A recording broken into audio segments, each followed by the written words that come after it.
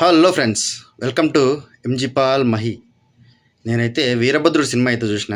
నాకు సినిమా ఎట్లుంది అని చెప్పేదానికంటే ముందు దీంతో యాక్టింగ్ చేసిన వాళ్ళు మాత్రం ఎర్రగా తీసేసినారు అసలు యాక్టింగ్. హీరో కానీ, ముసలాయన కూతురు కానీ, విలన్ కానీ, మన త్రిష గారు కానీ, ఎవరైనా కానీ వాళ్ళ యాక్టింగ్ మాత్రం పీక్స్లో ఉంటుంది సినిమాలో. ఇక ఈ తమిళోళ్ళ దగ్గర నుంచి నేను ఒకటి బాగా నచ్చుతుంది నాకు. ఎట్లా అంటే వాళ్ళు వాళ్ళ బ్యాక్గ్రౌండ్ మ్యూజిక్ మాత్రం వేరే లెవెల్లో కొడతారు. యాక్టర్లు కూడా వాళ్ళ మ్యూజిక్ తగ్గట్టు అస్సలు చిన్న పిల్లలు చిందేసినట్టు చిందేస్తారు. అసలు ఎటువంటి సిగ్గు ఎగ్గు ఏముండదు, దుమ్ము లేపేస్తారు అంతే. సూర్య గారు అయితే అసలు యాక్షన్ సీన్స్లో కానీ లేకుంటే ఆ సాంగ్స్లో కానీ అసలు చిన్న పిల్లోడు ఎట్టే కొడతాడు దానికంటే దారుణంగా ఎగిరినాడు. మామూలు ఎగురుడు కాదు, ఆ బీజియం కూడా అట్లనే ఉంటుంది. మనకు కూడా ఊపు వస్తుంది, మనం కూడా ఎగురుదాం మనకు ఎగరాలనిపిస్తుంది అనమాట. అంత ఇదిగా ఉంటుంది అనమాట సినిమాలో అయితే. నాకైతే అసలు సినిమా ఫస్ట్ హాఫ్ వరకు భలే పోతుంది. ఇంటర్వెల్ వరకు అయితే సినిమా హైలైట్ ఉంటుంది. త్రూఅవుట్ ఆ ముసలాయనను ఆ కూతుర్ని కొంచెం మెయింటైన్ చేసింటే ఎమోషన్ బాగా గట్టి కొట్టుకునింది. కానీ ఏమంటే ఇంటర్వెల్ బ్యాంగ్లో ఆ కూతురు చనిపోవడము అక్కడ నుంచి కొంచెం డ్రాప్ అవుతుంది సినిమా. తర్వాత మళ్ళీ పుంజుకొని కొంచెం కామెడీ వేలో వెళ్తుంది. కామెడీ వేలో ఆల్మోస్ట్ క్లైమాక్స్ వరకు కామెడీ వేనే ఉంటుంది. తర్వాత చూపిస్తే క్లైమాక్స్ మాత్రం వేరే లెవెల్ క్లైమాక్స్ భలే ఉంటుంది. తర్వాత ఏదో పార్ట్ కూడా వేస్తాను అనుకుంటా, అది తర్వాత చూద్దాం. ఇక మొత్తానికైతే ఈ స్టోరీ అయితే బాలాజీ ఏదో పేరు. మొత్తానికైతే మనకు డైరెక్టర్లతో వీళ్ళతో సంబంధమే లేదు. మనకు సినిమా నచ్చిందా లేదా ఇది ఒకటే మనకు కావాల్సింది. డైరెక్టర్ ఎవరు, ప్రొడ్యూసర్ ఎవరు తర్వాత సంగతి వాళ్ళు చూసుకుంటారు. ఈ క్రిటిక్స్ చెప్తారు, మనం చెప్పం. ఓకేనా? నాకైతే సూర్య గారి యాక్టింగ్ మాత్రం పీక్స్ ఉండే.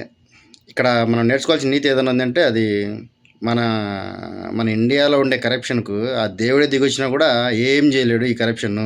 ఆయన కూడా మార్చలేడు. ఆయన కూడా కనీస శక్తులన్నా కావాలా ఈ కరప్షన్ మార్చనీకి అని చెప్పేసి, ఈ సిస్టమ్ను మార్చనీకి అని చెప్పేసి ఒక మోరల్ స్టోరీ అయితే మనకి ఇచ్చినారు.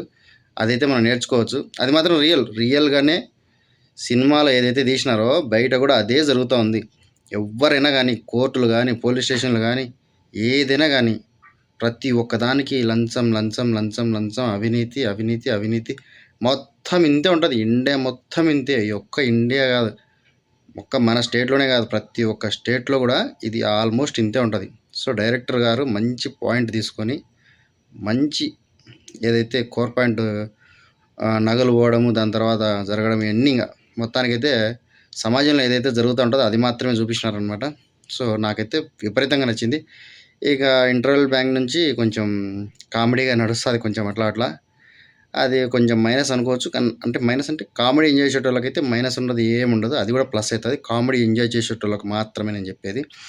ఇక కొన్ని యాక్షన్ సీన్స్ ఉంటాయి కదా, మన సూర్య గారు ఫైటింగ్ సీన్స్ అవి కొంచెం క్లమ్జీగా ఉంటాయి. మొత్తం రెడ్యూస్ పెట్టి మొత్తం ఎర్రగా, అంటే నీకు ఆడ కోర్ పాయింట్ ఏంటంటే కారం దంచి ఆయనకు పట్టిస్తారు కదా. సో ఆ మూడ్లోకి మనల్ని తీసుకుపోనీకి ఆ బ్యాక్గ్రౌండ్ కూడా మొత్తం రెడ్ ఎరిపెక్కిస్తారు అనమాట.